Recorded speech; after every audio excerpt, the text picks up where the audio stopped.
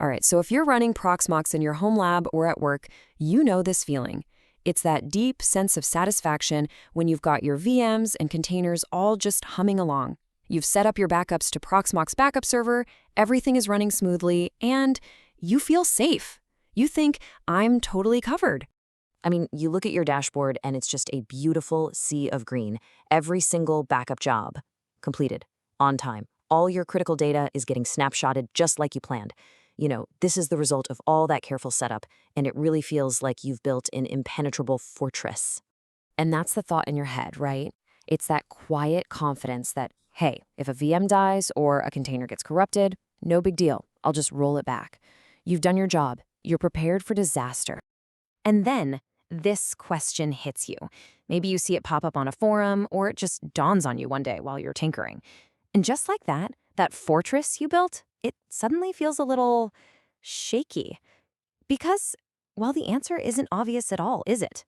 So you do what we all do. You start digging through the web interface, you're searching the official docs, you're looking for that one simple backup host button. It's gotta be there somewhere, right? But it's not. The uncomfortable truth is, for something that feels so fundamental, Proxmox just doesn't have a clean one-click answer, and that is a jarring realization. And when you finally ask the community, you often get this really blunt, almost reckless-sounding answer. You don't. Wait, what? How can a system that's all about virtualization and protecting data not have a clear way to protect itself? This answer just shatters your expectations and forces you to look at this whole problem in a completely different way.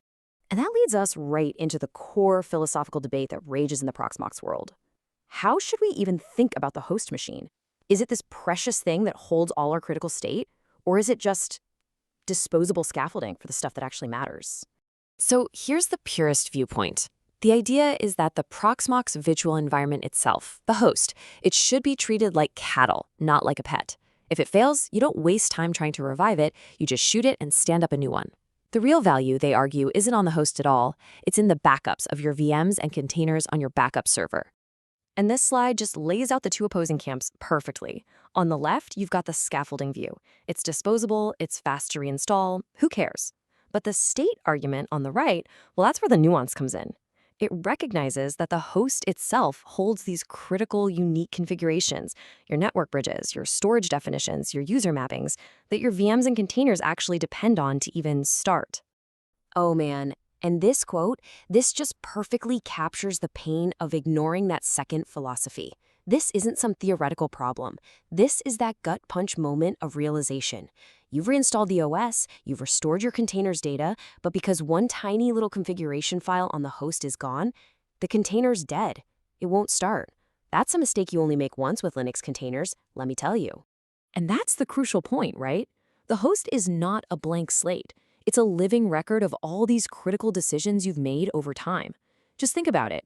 Your complicated network bonds, your specific ISCI targets, your SSL certs for the GUI, even your notification settings, all of that state lives only on the host. If you lose that, you're not just restoring from backup, you're trying to rebuild your entire infrastructure from memory. Good luck with that. Okay. So if there's no magic button, what are people in the real world actually doing to protect themselves? This brings us to the practical, if not always elegant, solutions that the community has come up with over the years. This is, without a doubt, the most common piece of advice you'll hear. And look, it's not glamorous, but it is brutally effective. The idea is simple. Every single time you change something on the host, write it down. Create your own personal disaster recovery manual.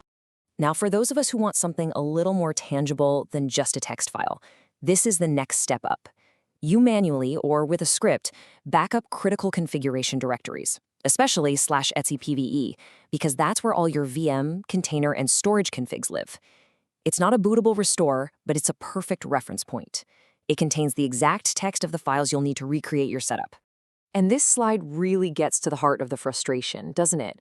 What we as users expect is something seamless, a backup host button, a bootable ISO for a bare metal recovery, something simple. But the official philosophy, it really leans into that disposable host idea. The recommended flow is just reinstall the OS, reconnect your storage, and restore your workloads. And yeah, it works, but it feels incomplete. And then you have the most advanced approach, the real pro move. This takes that idea of documentation and turns it into executable code with a tool like Ansible. See, instead of backing up the state of your server, you're codifying the process of building it. This is true infrastructure as code. A fresh Proxmox install plus running your playbook gets you back to a known good state every single time, automatically. So when you put all of this together, it becomes pretty clear that we need to shift our thinking. This isn't just about grabbing files and folders. It's about developing a whole new mindset for what a backup truly means in a modern hypervisor environment like this. I absolutely love this term, practical fragility. It perfectly describes the psychological trap we all fall into.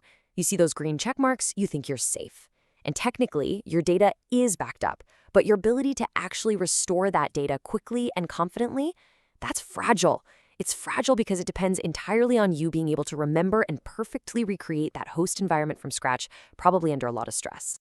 So what's the actual takeaway here? What's the real strategy? Well, it's a layered approach. First, try to keep your host as simple and clean as possible. Second, absolutely grab copies of your critical config files like /etc/pv. Third, document everything else. Fourth, and this is the one most people skip, you have to actually test your rebuild process. And finally, if you really want to level up, you automate it. This is how you move from just hoping it'll work to knowing it will. And this, right here, is the ultimate reframing of the whole problem. The Proxmox software itself, it's replaceable. The server hardware, replaceable. What is completely unique and irreplaceable are the hundreds of tiny decisions you made, the decisions that configured your network, your storage, your permissions. That is the real state of your system, and that's what you truly need to protect. Because at the end of the day, this whole journey leads to one simple, powerful truth. Just hoping you'll remember how you set everything up during a high-stress outage, that's not a plan, it's a gamble. A true backup strategy isn't just about having the files. It's about having a documented, tested, and reliable process to get back online. And now you know what that process actually looks like.